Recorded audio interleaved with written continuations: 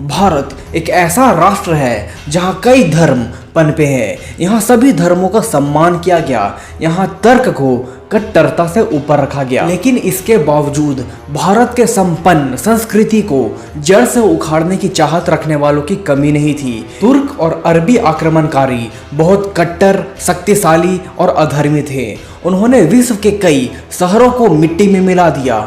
विश्व के कई उन्नत और संपन्न सभ्यताओं को कुछ ही सालों में पूरी तरह से नष्ट कर दिया। आज का ईरान, जो कि पहले पारस की सभ्यता थी, यह काफी पुरानी सभ्यता थी। यहाँ के लोग काफी बुद्धिमान थे। व्यापार में इन्हें महारत हासिल थी।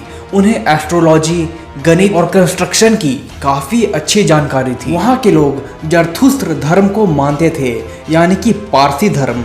प्रेम और दया इनकी मुख्य शाखा थी। प्यासों को पानी पिलाना, पशुओं की सेवा करना इनका डेली दिनचर्या थी। पारस एक समृद्ध देश हुआ करता था, लेकिन 7वीं शताब्दी में तुर्क और अरबों ने ईरान पे ब्रूटल अटैक कर दिया। पारसियों को रातों रात ही नींद में मार दिया गया और सिर्फ 15 साल की अवधि में पूरा धर्म, पूरा देश, पूरी संस्कृति का विनाश हो गया। जिन्होंने आक्रमणकारियों का धर्म नहीं अपनाया, उन्हें मार दिया गया।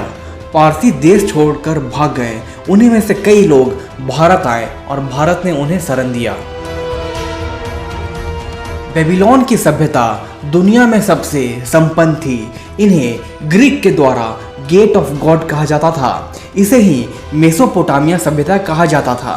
बेबीलोन और इजिप्ट के महान सभ्यता को अरबों ने मात्र 4 सालों में धराशायी कर दिया। महान रोमन साम्राज्य, ग्रीक साम्राज्य सब खत्म हो गए। लेकिन इतने आक्रमण और नरसंहार के बीच हिंदू कैसे जीवित बचे हुए हैं? बाहरी लुटेरों ने लाखों हिंदुओं को मारा था, टॉर्चर किया, धर्म ग्रंथों को जला दिया।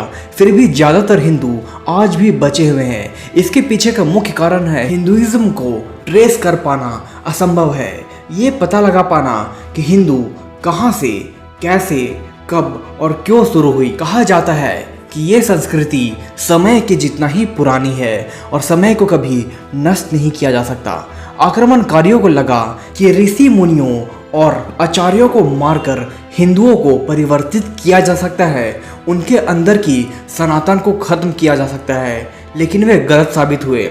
उन्हें लगा कि विशाल मंदिरों के कारण ही हिंदू बचे हुए हैं, एकजुट है, तो हजारों मंदिरों को तोड़ दिया गया।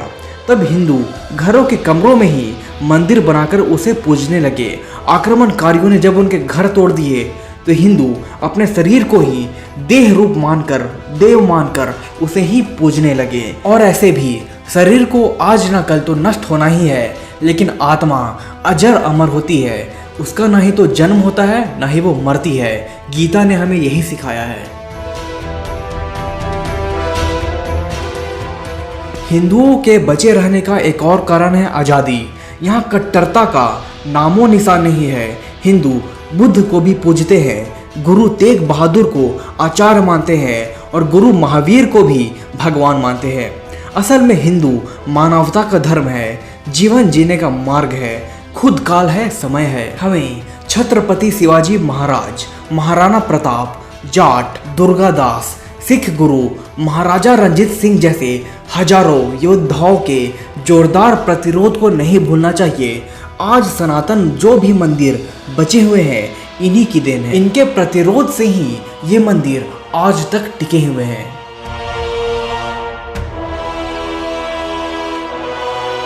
और भक्ति मूवमेंट के योगदान के कारण ही लोगों में धार्मिक ऊर्जा बनी रही। लेकिन अंत में हिंदू बचे रहे क्योंकि पौराणिक ग्रंथ और विचार हमारे हृदय में थी।